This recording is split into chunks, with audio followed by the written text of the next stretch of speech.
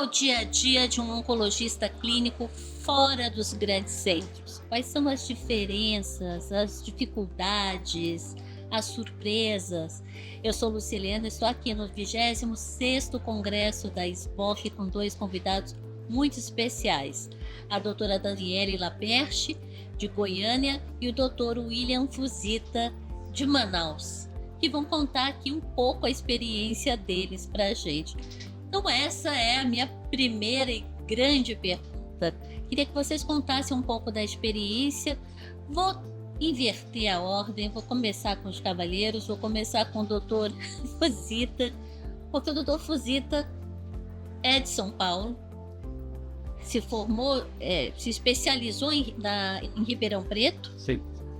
E foi para Manaus. Hoje é um manauara praticamente. Isso. Como é que foi? Foi um choque? Foi muito diferente? Realmente. Assim, primeiro, obrigado, né? As damas me cedendo o lugar. Obrigado por permitir iniciar essa conversa. E é um grande prazer estar aqui junto com vocês, né?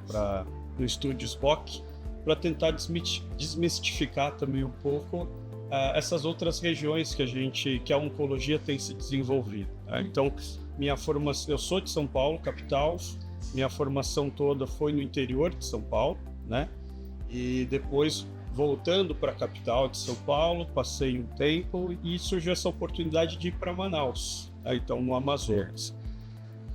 Com certeza a sua pergunta foi em relação a se houve algum choque. Com certeza houve um choque, porque a cultura é diferente, né? Então, cultura, até mesmo a parte alimentar é diferente, né? Mas só que assim, algo que, acho que por ter saído de São Paulo, ter feito a faculdade no interior de São Paulo, morado longe dos meus pais, isso permitiu ter uma capacidade de adaptação mais fácil. Então, assim, eu nunca tive problema de adaptar nos locais onde eu estive trabalhando, né? Então, e eu gosto, às vezes, dessa mudança, né? Só que, obviamente, em relação ao trabalho, a gente enfrenta inúmeras barreiras nas quais a gente se acostuma dentro de um ambiente universitário, ou dentro de São Paulo, onde a gente tem um acesso mais fácil a inúmeros, principalmente relacionados a estruturas físicas, né? Em termos de equipamentos médicos, às vezes a gente sente muita falta disso, né? Então, é algo que a gente tem que se adaptar, não só nas nossas decisões, mas nos nossos tratamentos, principalmente nos tratamentos oncológicos, onde tudo é bem encaixado, né? Então, a técnica cirúrgica, o equipamento cirúrgico, os exames genéticos hoje que são imprescindíveis para os nossos tratamentos. Então a gente foi construindo devagar uma rede de relacionamentos, rede de apoios para que a gente pudesse chegar bem próximo dos grandes centros em termos dos tratamentos oncológicos, né? Doutora Daniele. Então, Goiânia, a gente tem uma heterogeneidade. Eu já sou de lá, né? Eu saí para fazer a formação em Campinas, São Paulo, depois voltei para Goiânia.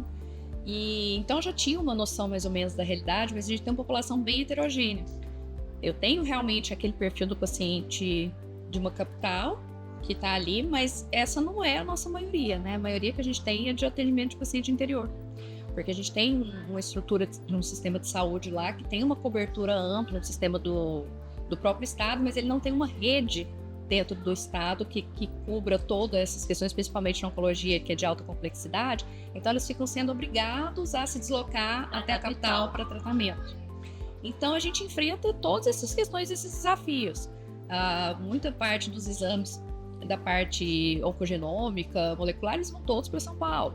Então, aquele deslocamento de peça, muitas vezes a biópsia foi realizada no interior, você conseguir resgatar essa peça, você conseguir encaminhar. O paciente, mesmo às vezes ele tendo um plano de saúde, ele não tem uma renda que cobre os custos desses deslocamentos. Então, é um perfil de paciente misto, né? Ele, apesar de ter um plano de saúde, não é um plano de uma boa cobertura, de uma boa performance, e esse deslocamento, essa saída de casa, essa saída do trabalho, isso aí tudo realmente tem um impacto muito grande na população. Que não quer sozinho, está acompanhado. Justamente. Né? Então, isso tem um custo financeiro, emocional.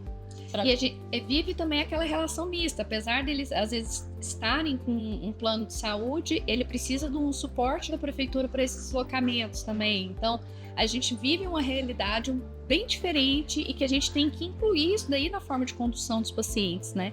Não é uma condução universal, eu tô com cada um com uma situação diferente dessa questão do acesso. Apesar de, às vezes, estar todos eles ali na saúde suplementar, a gente vê que esse desafio, ele é bem grande, ele passa além do serviço público, não é só do serviço público, muita gente às vezes imagina, né? A gente tem essa dificuldade lá bem Concorda?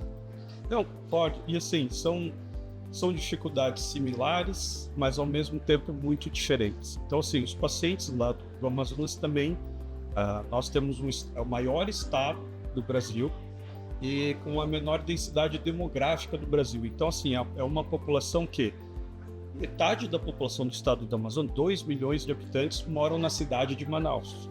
E os outros 2 milhões moram no interior do estado. Apesar disso, o bom é que é uma população muito jovem. Então, a idade média da população amazonense é em torno de 20 anos de idade. Então, a gente ainda não teve um boom oncológico.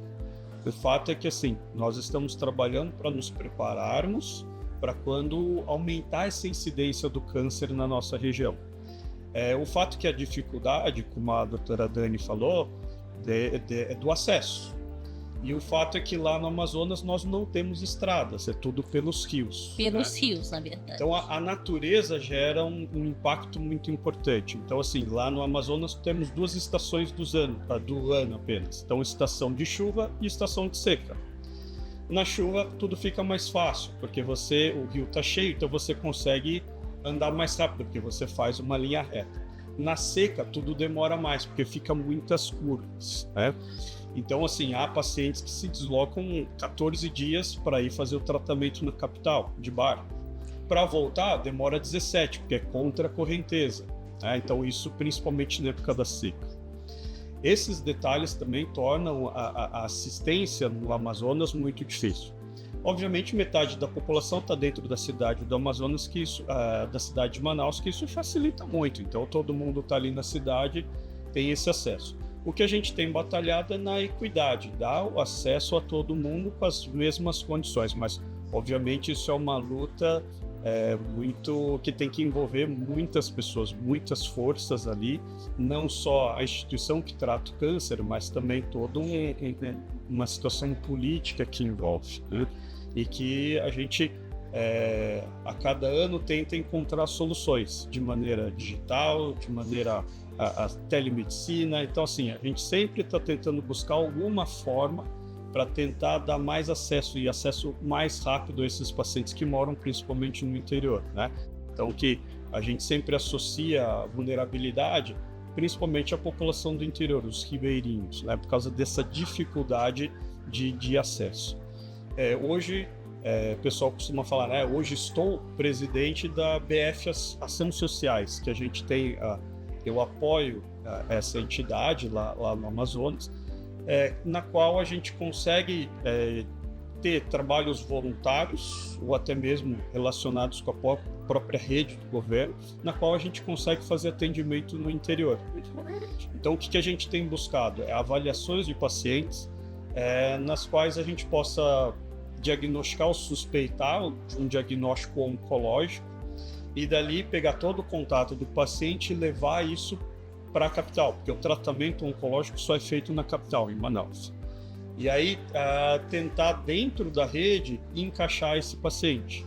Porque assim, dentro do sistema de regulação convencional, isso é uma tremenda dificuldade. Às vezes os pacientes acabam padecendo mesmo, esperando o atendimento. Então, a gente tem atuado dessa maneira.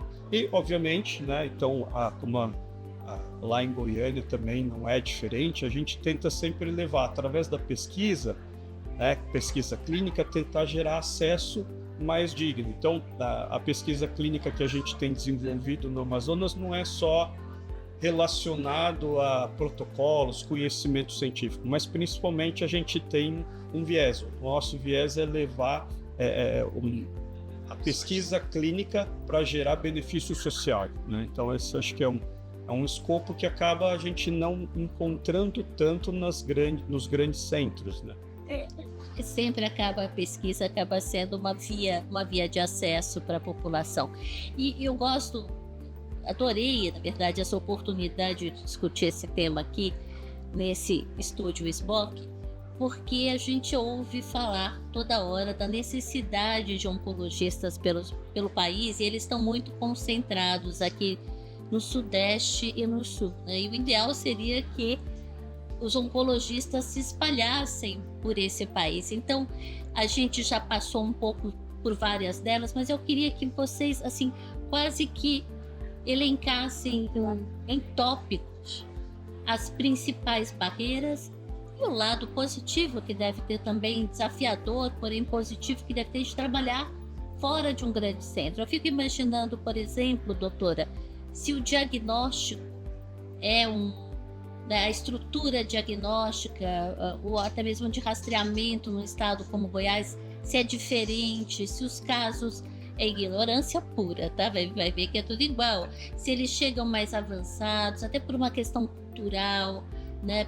Pensando até em tumores ginecológicos, a gente sabe que às vezes é uma sociedade mais machista, a gente pelo menos tem essa fantasia. Queria pegar esses exemplos, e é claro que a gente não está falando só de Manaus, Amazonas, Goiânia, Goiás, mas para aquele jovem oncologista que se atreve, né, a pensar em sair de um grande centro, ou do Sul e do Sudeste, para resolver esse desafio de saúde pública que é tratar o câncer no nosso país. Então, por isso que eu queria esmiuçar um pouquinho. Então, o que eu acho que pesa muito para o jovem oncologista querer sair do grande centro é a estrutura por trás para ele trabalhar. A oncologia é bastante complexa, mesmo dentro dos grandes centros, a gente trabalha em grupo.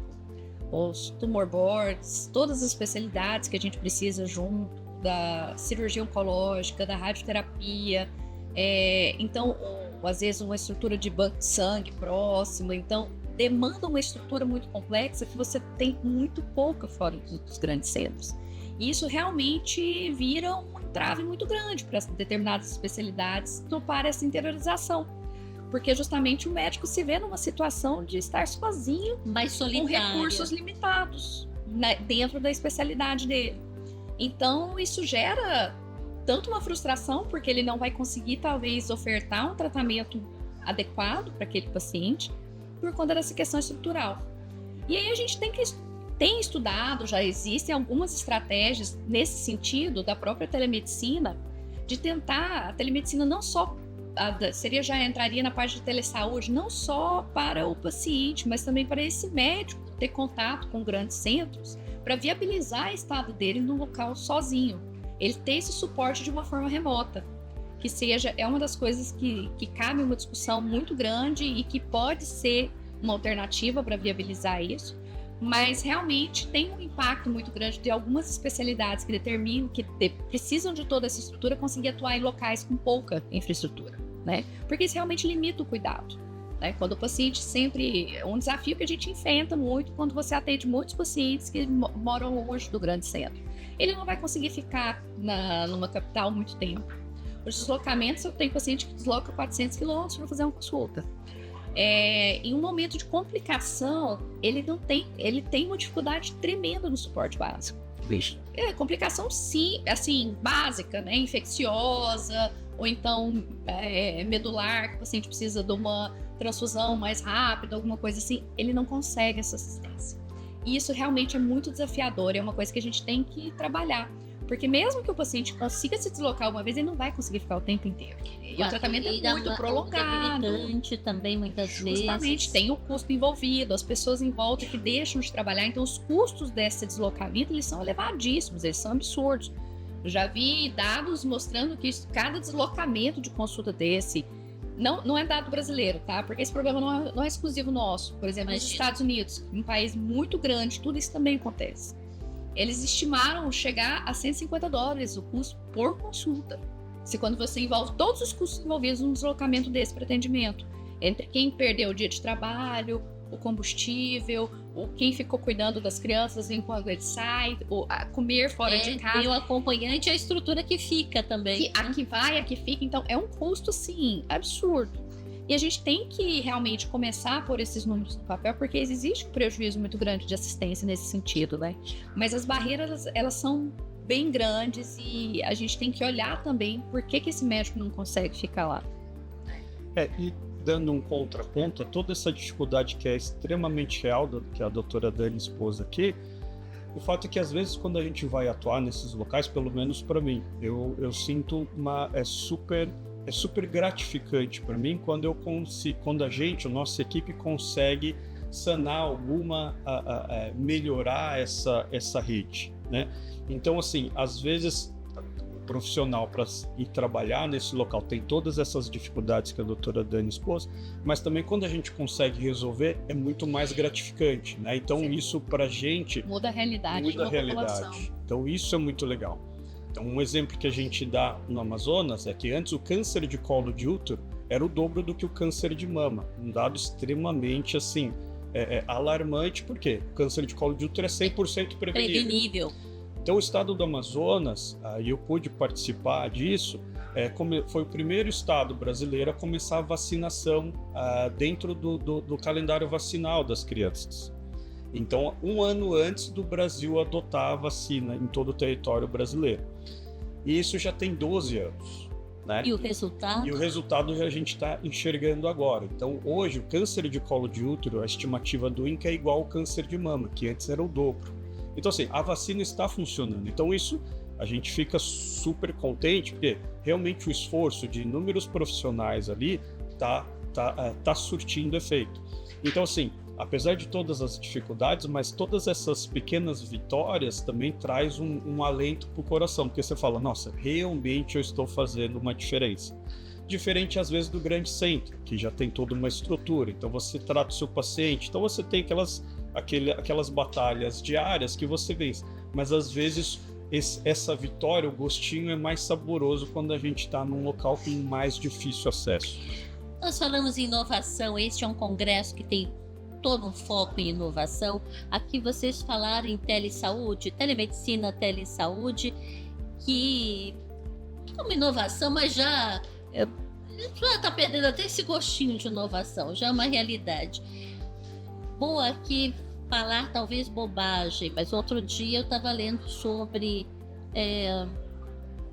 medicamentos para o câncer que hoje são transdérmicos e que poderiam ser, em vez de infusionados, ser aplicados na cidade onde a pessoa mora. Eu estou falando, me deu essa ideia, mas vocês é que são os doutores. Que soluções, que inovações poderiam surgir, ou que vocês enxergam ali no fim do túnel para melhorar o acesso das pessoas num congresso que fala em inovação? Aqui que poderia surgir, ser implementado para que as pessoas evitar, por exemplo, os deslocamentos, sem contar a questão de políticas públicas pensando nessa população, nessas populações, porque talvez o que você, pelo menos está soando para mim, o que vocês estão falando passa muito pela descentralização também. Sim. Do cuidado, não passa? Eu acho que uma coisa que pode ajudar muito é realmente a interação dos grandes centros com esses outros polos. E não tem dúvida que a tecnologia está aí para ajudar nesse aspecto. E não só pensando na equipe médica. Eu acho que se a gente tiver uma interação que seja dos agentes de saúde, do médico na unidade básica, enfermeira, para conseguir acompanhar aquele paciente, a gente vai melhorar muito essa estrutura antes do próprio serviço deslocar para lá, da gente conseguir fazer isso. Quando você me perguntou antes do rastreamento, em Goiás a gente não tem um déficit de estrutura de mamografia. A gente tem mamógrafos sobrando. Mas esse problema não acontece também só no interior. Nas grandes capitais, as taxas de rastreamento ainda são muito baixas. Então, não tem jeito. A gente tem que trabalhar uma forma de que alguém vá lá e busque esse paciente para vir fazer o exame. Porque o conhecimento, as orientações, elas virarem ação, eu acho que a gente precisa de uma estratégia um pouco mais ampla e um pouco mais ativa, sabe? Porque mesmo os locais que o mamógrafo está sobrando, eles são todos subutilizados. Isso é uma realidade que a gente tem, nem tudo falta. A gente tem uma má distribuição, sim, mas existe um projeto que foi apresentado esse ano na ASCO, inclusive, de uma cidade no interior de Goiás, que eles fizeram um treinamento dos agentes de saúde para já fazer o exame físico, para detecção, e teve um impacto gigantesco. Então, às vezes, eu não preciso de tanta tecnologia. O que seria a tecnologia em realmente em conseguir atingir mais locais ao mesmo tempo, realmente na amplificação dessa atuação, mas a gente não tem como separar o humano. A questão é que não precisa necessariamente ser um oncologista. Eu acho que a gente tem como trabalhar toda a população, já do agente de saúde básica, tudo, a incorporar estratégias que vão melhorar a adesão desses pacientes nesse rastreamento e conseguir melhorar os dados de diagnósticos tardios dos problemas que a gente tem enfrentado. Nesse ecossistema, o agente de saúde é um parceiro e traz tanto essa capilaridade do da oncologista. informação e de tudo, e que eu acho que a gente precisava melhorar essa ligação. E assim, vinculado com o próprio tema do congresso da SBOC, a ciência também traz isso. Então, por exemplo, nós, pesquisadores do Amazonas, desenvolveram uma autocoleta de Papa Nicolau, onde a própria mulher sozinha faz a coleta. O equipamento que foi batizado de Coari, porque o teste, teste clínico foi realizado nessa cidade. Então, e foi positivo. Então, é extremamente factível a mulher fazer autocoleta, né, do Papa Nicolau, na qual a gente está prevenindo o câncer de colo de útero. Fora isso também, a gente pôde participar de um estudo junto com o City of Hope e o pessoal da Oncoclinics, capitaneado pela Dr. Cris Bejerot e Paulo Bejerot, que nós fizemos acompanhamento de pacientes geriátricos que estavam sendo submetidos à quimioterapia. E assim, dando orientação através de aplicativos do celular, né, que todo mundo tem um smartphone. E o estudo foi positivo. Então a gente conseguiu provar que a gente consegue fazer esse cuidado do paciente à distância. Fora isso também, nós tivemos outros estudos nos quais a gente faz a avaliação oncogeriátrica à distância. E também o estudo foi positivo. Então tudo isso é factível. E assim, dentro do cenário, principalmente do Amazonas, onde tudo, apesar de estar tudo no mesmo estado, mas as distâncias são muito grandes e as dificuldades são enormes para chegar no centro, essa avaliação, essa autocoleta do Papa Nicolau, avaliações à distância em relação aos efeitos colaterais do tratamento e até mesmo avaliações oncogeriátricas antes de iniciar o tratamento, a gente consegue cuidar bem da população mesmo à distância. Então, assim, a ciência é uma ferramenta essencial para que a gente possa dar equidade para toda a população para ter acesso ao tratamento oncológico e prevenção oncológica, né? É isso, eu sei que parece um lugar comum, né? Falar assim, eu ficaria horas conversando com vocês, mas eu realmente ficaria horas conversando com vocês, porque o Brasil é tão rico em diversidade, em relevos diferentes, barreiras geográficas mesmo, foras culturais, que daria um papo para um congresso inteiro, mas falaram que o nosso tempo está encerrado. Eu queria agradecer vocês dois por esses minutos preciosos, e acho que está deixando um gostinho de quero mais. Vocês estão iniciando uma discussão aí para muitos podcasts. Muito obrigada. Muito obrigada pelo convite, viu? E eu queria convidar vocês a nos acompanhar na nossa rede, uma série de entrevistas sensacionais aqui do 26º Congresso da SBOC.